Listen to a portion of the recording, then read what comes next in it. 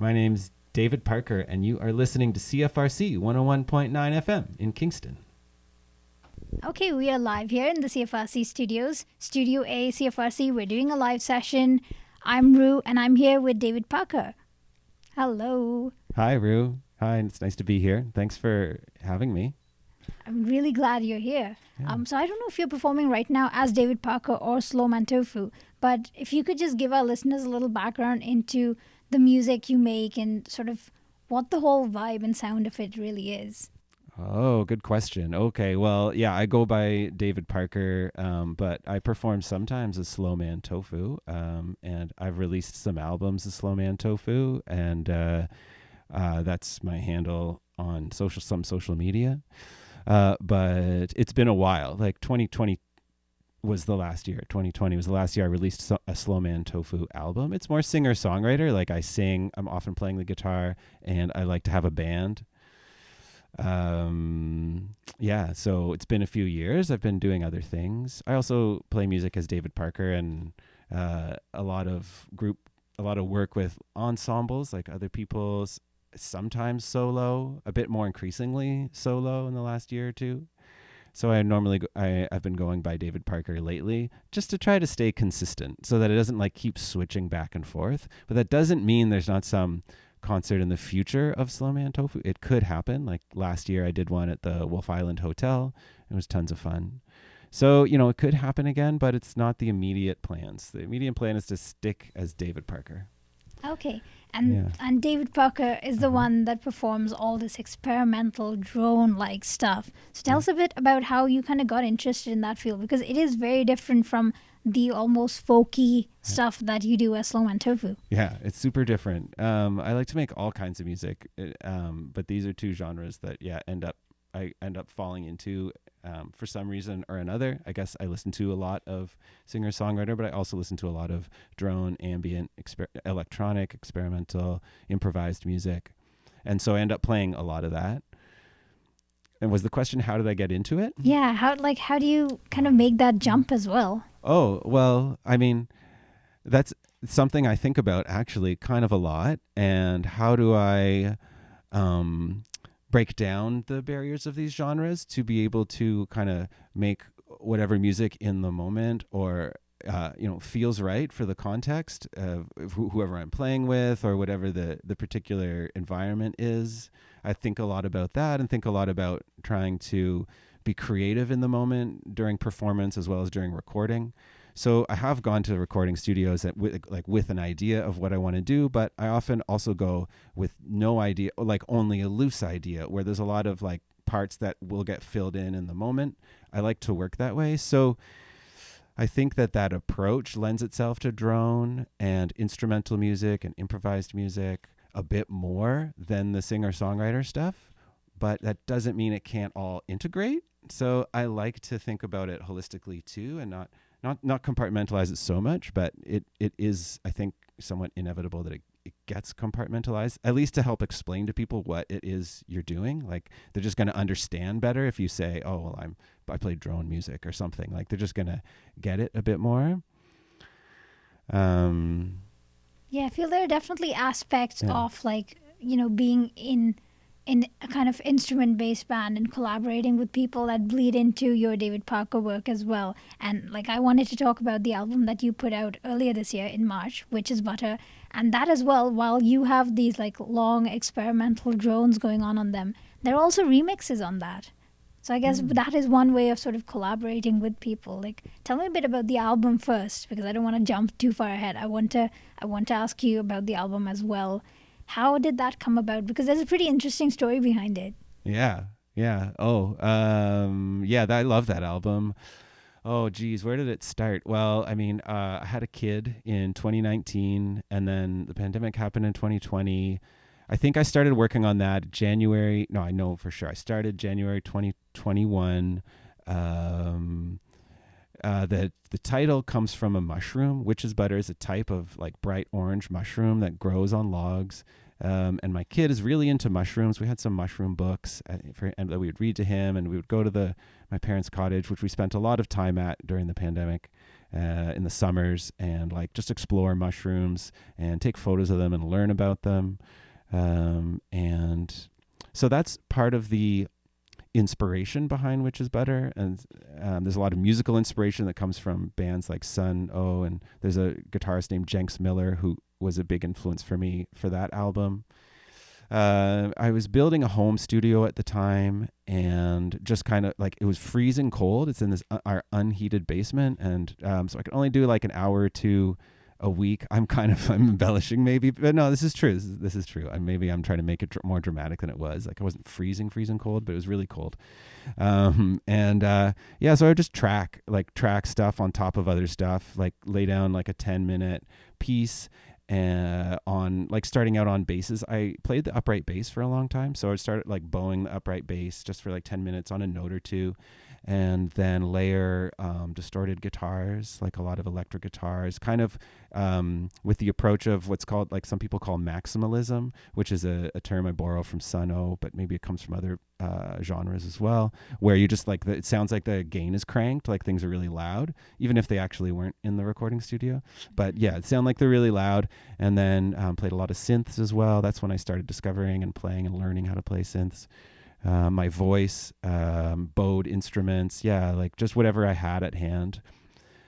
Layering and layering and layering, and doing it all alone. And it took about 4 months, and then I needed to bounce it off other people and like involve other people somehow, and that's where the remixes idea came up from. The remixes idea also, I got to give a shout out to my good friend Michael Duguay, who did an album and then did a bunch of remixes of like a remix of every song on the album, which was like a novel. Maybe, I don't know how novel, it seemed pretty novel at the time. Like, I was excited about it, and I thought, oh yeah, I want to do that. So reached out to a bunch of friends who all did like radically different things with it, which is fun. So yeah, it's like the album's 60 minutes long. It's pretty long. There was originally 4 songs. I cut it down to 3, and then each of the remixes. So it all adds up to like 60 minutes. Like, it's a ton of music. I normally don't make releases that long, but it was fun. And then I thought it was done, but it actually wasn't done, because then I had an illustrator, and then I had a designer, and then I even like spoke with a manager a few times, which I've never ever done in my career. So that was like, whoa, and a mastering engineer and a mixing engineer. Like, I did all the steps that I normally never do, and then I assembled a band to tour with it and like I paid the band members, which is great. Like, that should always happen, but that doesn't always happen anyway but yeah, so it was just a wild fun ride that took like 2 years. It took forever. Yeah. So it felt really good, and like it felt like a breath of fresh air when it was all done, and then it was just in the world, and I could just go on with my life. Yeah, it was a wild ride. I feel really good about it. But in that time, like, I've started making entirely different kinds of music and just kept exploring. And the home studio is more built now, so I feel like a lot more comfortable. I have new instruments that I can play with, like just going on new directions. I recently made a remix for some friends of mine. A friend of mine, Stefan Christoph, and he did some duets with Aidan Gert, who's the drummer from Godspeed You Black Emperor. So I was really fortunate to get to work on a remix of one of their songs that I put through a tape cassette recorder and just like manipulated on tape. It was really fun. So, yeah. Yeah, I mean, the collaboration aspect, like we've been talking about, does seem to be a really important aspect of, I guess, just the performance and everything about the music as well. And I think it went into the writing of Which Is Butter as well, because I was reading on your Bandcamp page where you talked a little bit about it, about how you said that you loved concerts where people were comfortable being in a place surrounded by amplifiers and just having that noise kind of blown at them, and then that becomes like a community experience. Yes. Yeah, community is really important to me, and DIY spaces are really important to me, like community spaces, community arts venues that aren't like for-profit models, that aren't like necessarily selling you alcohol for profit, where it's like, that's really meaningful to me. That's where I've had all my most meaningful musical experiences growing up as a teenager, in my 20s and 30s. So, and it continues to be really important, and those are the kinds of spaces I try to cultivate here in Kingston. And on that tour for Which Is Better, those are the kinds of spaces I prioritized. So, really, really important to me. I can't imagine music without community and without other people. It's not like a solo endeavor. Even if I'm like playing alone, it's still really not about just one person. It's about the audience. It's about like creating some like sense of sharedness. That's really valuable to me. Yeah, the amplifiers being really loud is like a perk, but it's like not necessarily like the key about it. It's the fact that there's like humans all in the same room, like just feeling something and tuning into it. Yeah, I mean, for people who haven't visited your Bandcamp page yet, which they should, it's david-parker.bandcamp.com, they'll also find that your bio lists you as a musician/music listener. So it's like the listening aspect again, so important. Yeah. Yeah, I love listening to music. I listen to music all the time. Records got more costly this year, sadly. I listen to a lot of my music on like physical albums. I love physical albums. I love tape cassettes and records and CDs and like a lot of things because of inflation, like records have got more costly. So I've held a bit back. But when my kid was really, really young, like he and I just loved putting on the new record of whatever it was. So I love listening to music at home and out in the world. Yeah. And since you mentioned these DIY spaces, these spaces that just kind of put shows on their own, I also wanted to talk about your next church show because you played that last month. And here at the station, our station music manager was just raving about how incredible the next church show was. So just tell me a bit about that show. Okay, yeah. Well, yeah, I've got to give a shout out to Chance, who's the best. I'm so happy he was there and got to see that. And that was, so there's a show on CFRC called No Static. They've been putting on a bunch of really great shows mostly at Next Church. All very experimental. A lot of them, yeah, all over the place, and their interests are very diverse in terms of genre. So I've been really excited about them and hadn't yet had the chance to go to one or play at one, but in August I did.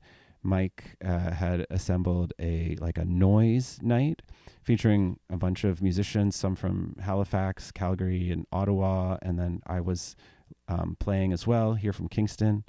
So yeah,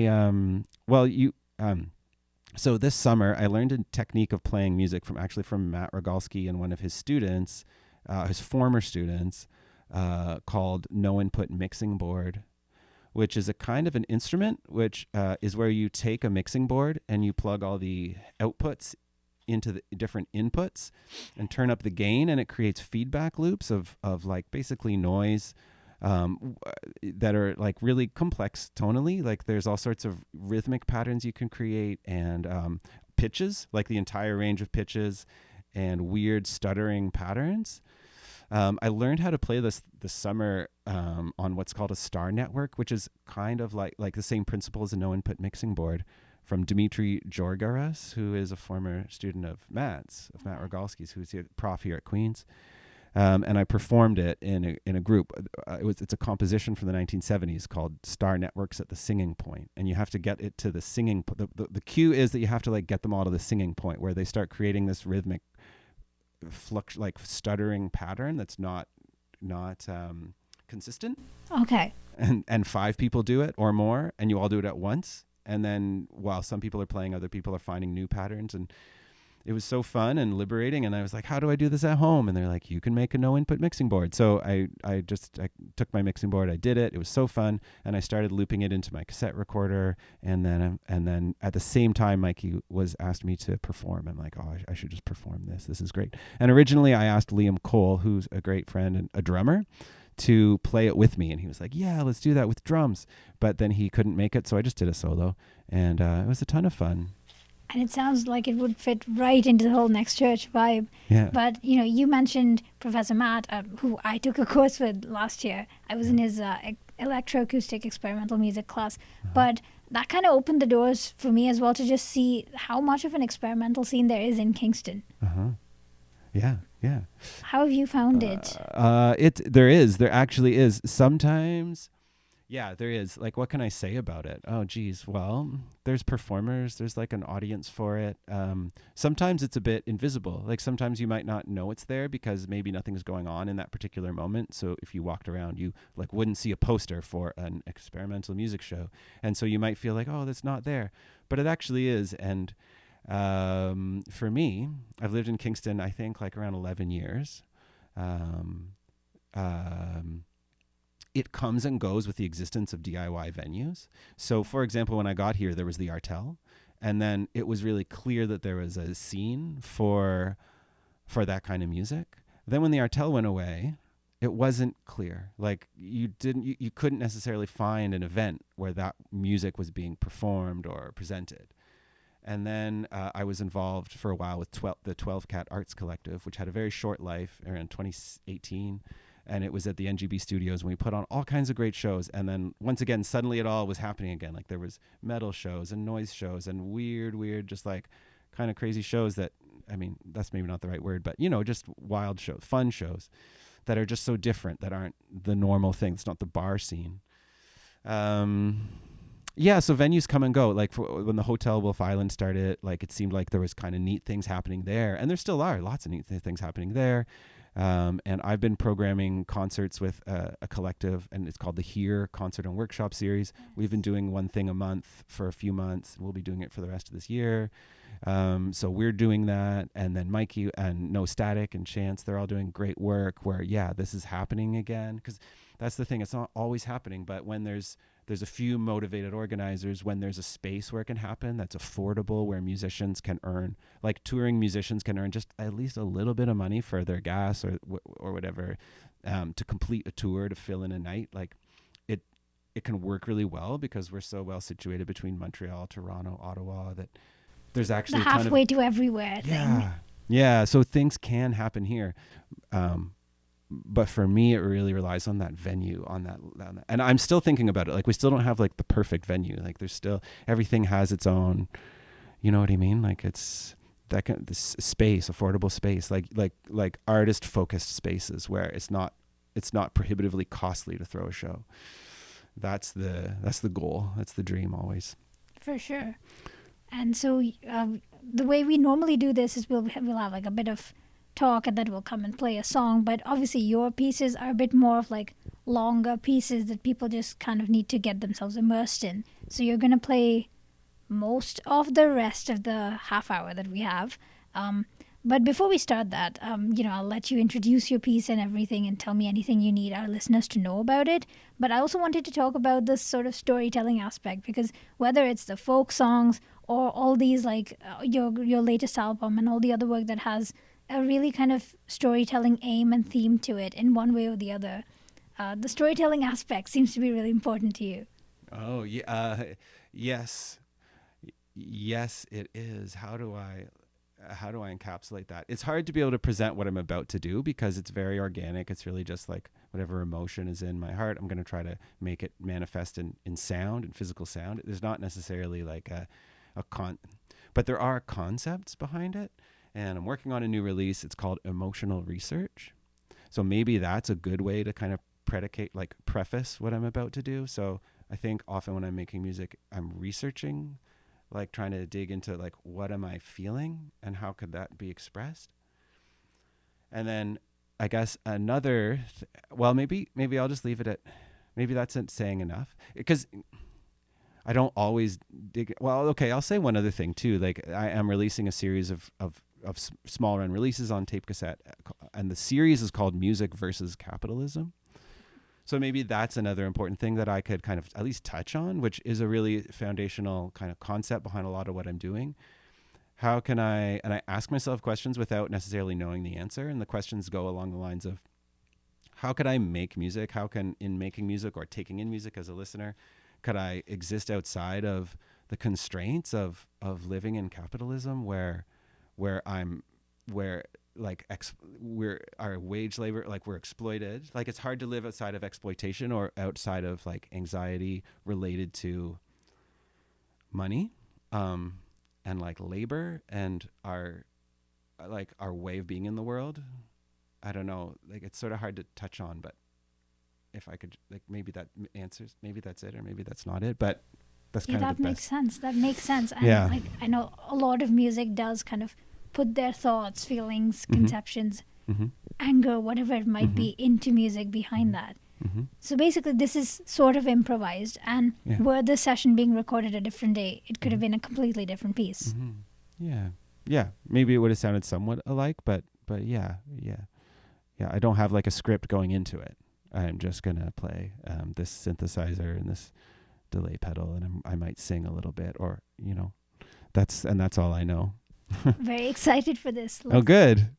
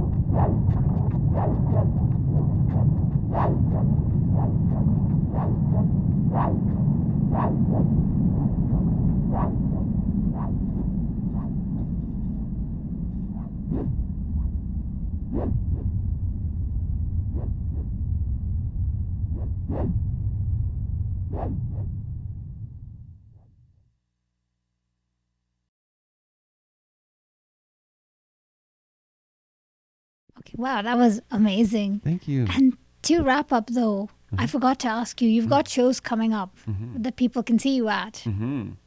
Well, this might air after October 13th, where I'm playing in Toronto at a series called Audio Pollination. At Array Music is the name of the venue. So that might be over. So assuming this is airing later than that, there's a gig on November 11th at the Mansion. Who else is playing? It's like an electronic bill. So there's Bill Jobs and Fast, who are both Kingston artists. And it's my first time playing with both of them, and it'll be my first time even meeting them. And then there's a band from, I think, Kitchener-Waterloo or maybe Guelph called Friends from Church. And they will also be on the bill. So it's a lineup of 4 acts, and it's November 11th, which I think is a weekend. Hope it's a weekend. So that'll be fun. And yeah, come check that. I might play something quite similar to what you just heard. Perfect. And just for people who tuned in the middle of that, we're here, CFRC Live Sessions. David Parker was with us just now, and we had a wonderful session. Do you have your album came out in March, so there is one this year, but is there anything else music releases related that you're planning for the next sort of foreseeable future? Yeah, there's tons. It's always in flux. There's currently a lot. I don't know where to begin. A lot of them are very small run releases where I don't go to as far lengths to distribute it, but I will bring it to CFRC so that programmers can hear it and listeners can tune in and catch it here. There's tons. I'm trying to release one next week called, like I mentioned, Emotional Research. And then I have a few other ones. I'm working with Lucas Sherwood on Wolf Island to do a video for an album tentatively called Tape Transfers, and it's all tape loops. And then I did a quartet session with Chantel Thompson and Jonas Bonetta and Stefan Christoph at the Isabel Center in February. So we want to release that. It doesn't have a name. We're looking for an international label to release it, which would be really cool. So I'm hoping, I don't know what it's called. I don't know when it's coming, but anyway. So those are some of the things that you could expect in the future. And I'm guessing people can look out for them on your Bandcamp or on your socials. Yeah, Bandcamp's the best. And then, because from there you can sign up to my newsletter. Or you could sign up to my newsletter, I think, on my website. I have a website, dparker.ca. So that's the best way to know about everything I do. Okay, so people should follow up with you over there. Thanks so much for this session today, though. Yeah, you're welcome. Oh, thank you. It was fun to be here, and it was great to hang out with you. Thank you so much. Yeah.